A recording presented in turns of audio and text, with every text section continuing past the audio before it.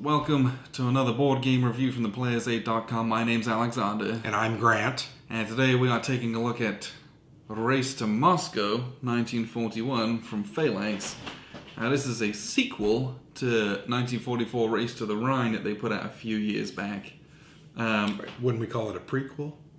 It went back 3 years? I mean, it's a follow-up, but yes. Yeah. Anyway. Correct. So... kind of back in time, right? Yes. So these games they're kind of a logistics style game. I call it a board game with a war theme. It's not a war game. You don't have all these different counters and hexes and CRTs and all that stuff. There is combat in it, yes. but it's different. Yes, and it's nothing crazy, crunchy, or complex or anything like that. If you've played Race to the Rhine, this will feel very familiar to you, although there are some significant changes, at the very least, in kind of the setup and what kind of a thing you're facing. But a lot of the core mechanics remain very similar, very familiar, with some good chrome added on for the East Front, basically. Mm-hmm. The major difference, I think, between this game and the other game is, in 1944, you're playing the quote-unquote good guys. You're playing the Allies. Yes. In this game, you're playing the Germans who are, moving through Russia, trying to take Moscow during Operation Barbarossa. Yeah. So, you flip that script a little bit. We made that comment when we played 1944. We were like, oh, you didn't have to play the quote-unquote bad guys. They're definitely the bad guys. Yeah. So, well, I know, but you're right. But some people are adverse to I don't want to play the Germans. I understand that. Yeah. This game really is not it's not a true war game. It really just replicates some logistical elements that follow that storyline. Yes. So it's not like you're perpetrating, atrocities. It's not what you're doing. And this also felt, in my opinion, a little more combat oriented. Yes. Because of the initial setup of the Soviet counters. So those were really, to me, the two differences. You have some really kick-ass minis here. But we'll get into that here in a little bit. Well, yeah, we'll get there in just a second because the pieces in this are fantastic. Yeah. Now, we obviously played with a prototype because it's not out yet. You're probably watching this on Kickstarter. The other major difference with this is Race to the Rhine, you had trucks and you had supply trucks. Just trucks. This one, you have trains as well. Mm-hmm. And as the Germans, you're trying to capture and then build railheads and extend your influence with trains. Because you can use trains, which can carry more supply. Yeah. And then you've got trucks, which you can kind of tag on the end where you don't have rails anymore. They can carry a little bit less supply. Mm-hmm. So there's two different modes of transport for your supplies. Which I really liked. Yes. It required you to think about what you had on the board, the areas you controlled, and how you were going to connect those. And which, because railhead advancement's pretty slow. It's one per turn. So you got to kind of pick which route is going to be your main route for that you can branch off with trucks. And then, the added aspect is there's cards in your deck like partisans, which you can then screw over other people's railheads. It was fun. So they have to go back and remake them and stuff like that. Yeah. So there's a little bit more of a take that. Mm-hmm. I mean, there's one card at each deck that does that. But there's a little bit more interaction in that way between players, whereas sometimes with Race to the Rhine it was a bit more, I'm just trying to go in a straight line. And the interaction was... trying to cut the supply. Yeah, I'm trying to screw you with the Axis, or I want to take this one shared victory point city before you. Yeah. But then I just go on my merry way. Here it's by the way, the local Russians blew up your railroad. Yeah. The other major difference in this one was in Race for the Rhine, there weren't unit types, right? You were just generic troops. Yeah. Here, you had a couple of different...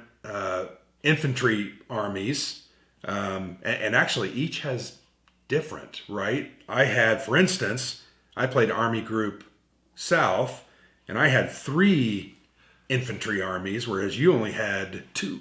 That was different. Yes, and then you have Panzer Groups. Mm-hmm. So your Panzer Groups function much more like the Corps do in Race to the Rhine.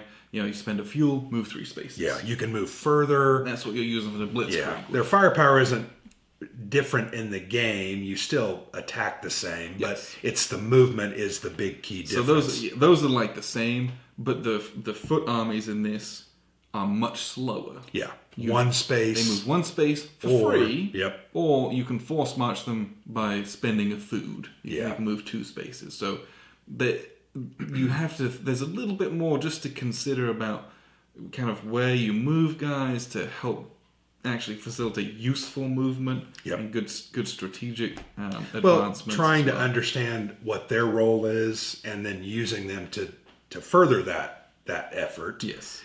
For instance, that initial line of Soviet units that represent the front, I was given 3 infantry armies as Army Group South because I had a few more Soviet units around me than, say, you did.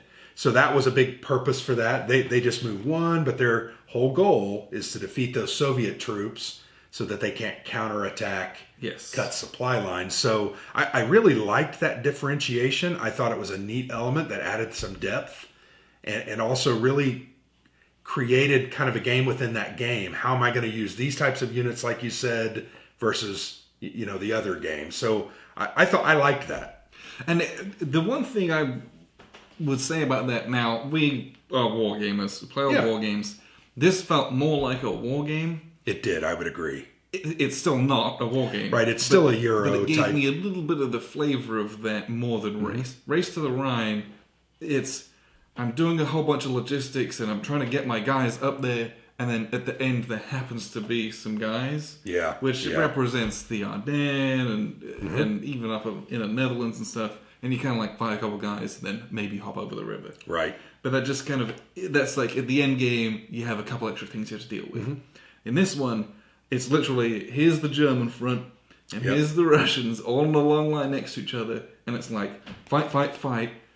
And then shove the Panzers through. Yep. And so right off the bat, it feels really feels a bit more of a war game. Yeah. Even though it really isn't. It feels like an East Front game that we've played many times where you have stacks of counters lined up and you just have to pick your points and try to break the line. You break the line immediately and then you're punching through. So it gives a little bit more of a feel of a war game. At least in this historical context. And so I really enjoyed that. I felt like there was a nicer... the theme came out a bit stronger for me with this one, is what I'd say. Well, and we've talked a lot about logistics because that's the core of the game. There are 3 different types of supply. If you're not familiar with Race to the Rhine, there is food, which is typically used to feed your troops at the end of a, whatever you call it, a round or an... it's the end of a round, technically. Or to allow infantry troops to move again, 2 spaces. Then there's ammo, which is used to fight.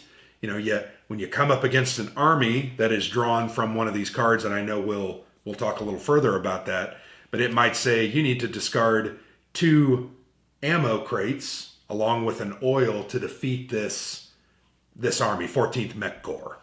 So then the other one is oil, which typically allows the Panzers to move, but also comes into play with some of these army groups because you have to spend fuel to defeat them. So really the game becomes, and I felt this in this game even more than in Race to the Rhine, man, it's about trying to figure out that efficient way to keep the supplies that are needed for these types of units and what you think is in the deck. Once you play this 4 or 5 times, you're gonna have a good feel for what the enemy is, and it's like, man, it becomes that I got to properly plan that. So it gave me that grand strategic feel of kind of managing the conflict from that, and I like that. Now, Race to the Rhine does it as well, so but I want to make sure you understand that's kind of what this game is really focused on. Everything else is ancillary and in addition to that. It is about the supply.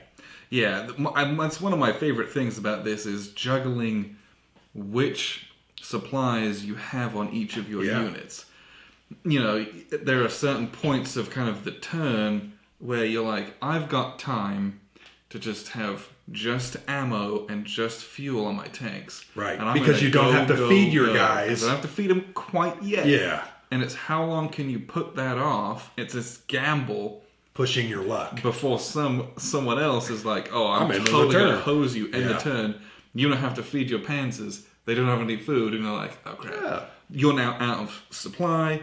They get halted. They can't do anything till you feed them. And which is, that's what historically happened. Supply lines were too thin. Winter set in. So you get some cool history with your kind of gambling that you do of like, do I make the push to the victory conditions and kind of say, let's go for it. And Race had that too, and I really like that aspect of this game of like, how far do you push it within reason? It is a race game. You're getting close to Rostov. I'm getting close to Leningrad. Army Group Center's kind of knocking on the doors of Moscow, and you're like, what am I going to do to get to where I need to get to? Yes. The other thing I liked about this game, they added some chrome, I thought, to the game. Yeah. They had some different units, like the boat. Yeah, there's the Army Group North has a little fleet piece, pretty cool, and it enables them to help kind of encircle and cut off.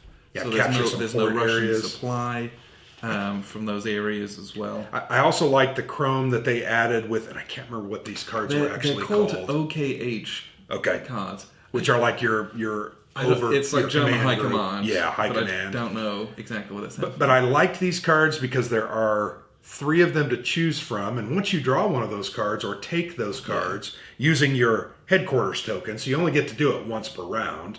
But some of these cards are pretty cool. That the Partisans card was one that I used where I was able to sabotage one of your railheads. I think there was one in there that allowed you to move further with trucks. And mine was like I got a free activation on an army, I got to redraw a Russian army card. Very cool, because some of these armies are absolutely brutal. So if you drew that and played that, hey, I'm going to draw the 6th army, and it's only 2. Yeah, it's only 2 ammo.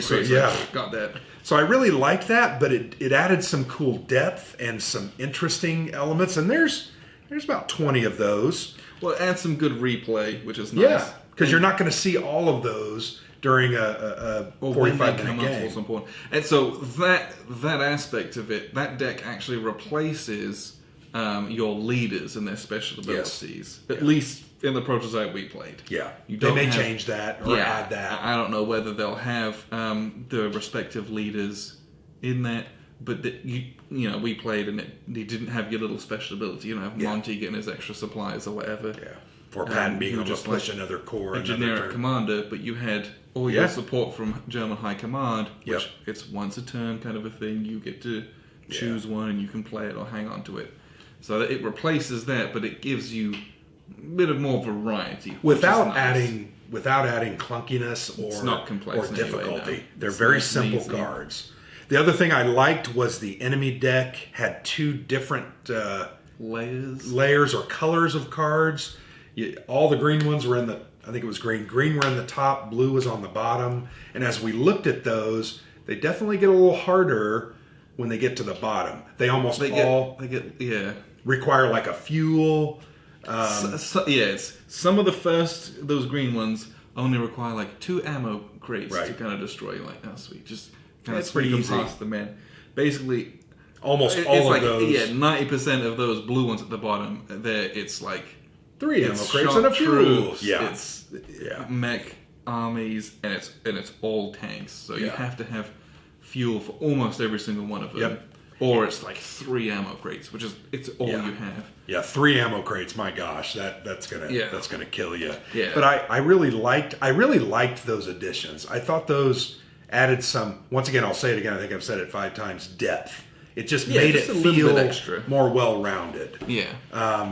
The other thing I really liked because it's kind of historical is I think they showed the kind of the historic reach of the assault, getting basically 30 miles outside of Moscow. I don't know exactly I don't know if it's like at certain times. Maybe it's here. Because this is definitely 1941. I need to study that a little more, but it's interesting because that's a historical element. You're gonna play this. You're gonna learn a little bit about the conflict. Yeah. They had the setup initially started there, so you kind of got a feel for what that was. I just thought that was well done. I thought the map, very similar to Race for the Rhine, is kind of a similar style. This one feels a little... This one's much more colorful. More colorful. It's a little... There's some relief here, too, with trees and different things. Yeah. And frankly, the components are pretty nice. Those trains and trucks and the crates and the bags of food, very well done. Injection molding and... very well done. Yeah. I like those. What I'll do is I'll show you the board a little bit and some of the components. They are prototype, but they are very cool. Yeah. And then we'll wrap up with a few final thoughts. So here's a quick look at the map. Again, everything you're seeing here is prototype. I'm going to say it one more time. So your final components might not look quite like this. I would presume the map will be fairly similar to this. It's rare that you get changes to the map. And if you do, it's just some color shading and minor graphical changes, but I would doubt that. It looks very nice. I actually think it's much more appealing than Race to the Rhine, for example, which was very monotone. Here you've got different colors through the seasons as you went through kind of spring, summer into winter, which is neat. It's cool. There's also kind of this kind of sea lane over here. And that's used for this fleet, this German fleet miniature who can go and kind of cut off ports and cut supply lines for encirclement. And the other thing you'll notice again are these miniatures. So instead of having like just an air, kind of like an air power token, you have a miniature. It's cool. It's entirely superfluous, but it's awesome. So you got like Heinkel, Stuka, and a little Junkers 88. And you just put that on top of whatever deck that you choose to peek at. The miniatures themselves. So let me show you the white ones. You might be able to see them a little bit better. So these ones are just, I think they're 3D printed little prototypes. So you have a little bunch of guys marching. And here you go, Panzer 4.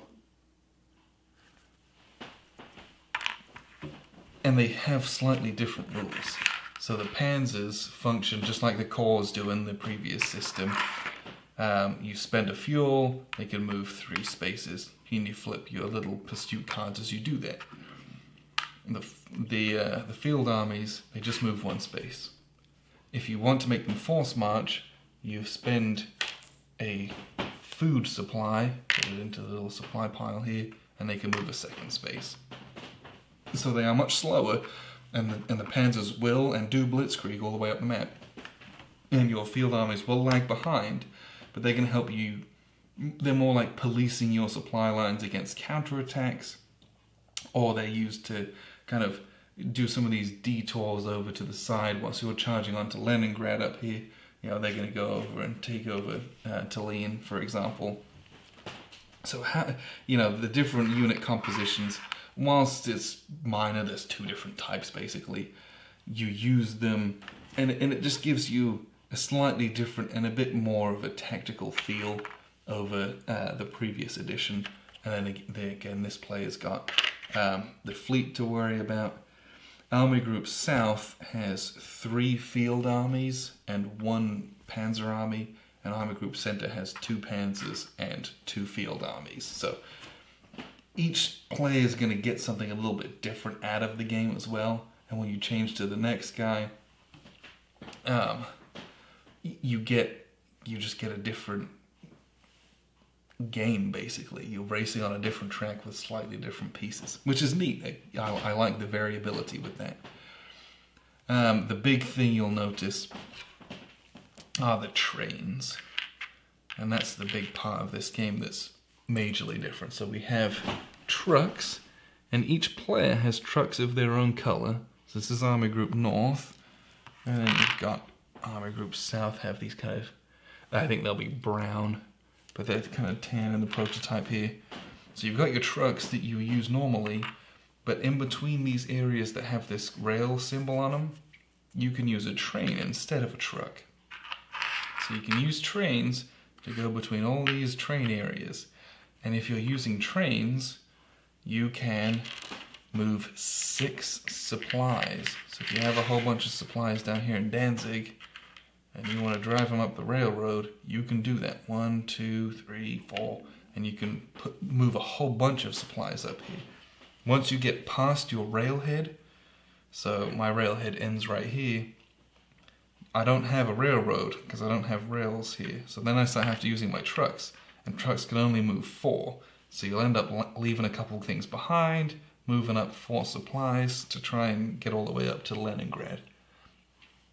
The real fun part of this is you can only flip one of these at the end of your turn. You can move 1 into a railhead. So you take your 2 actions, do all your stuff, and then you say, this guy becomes a railhead.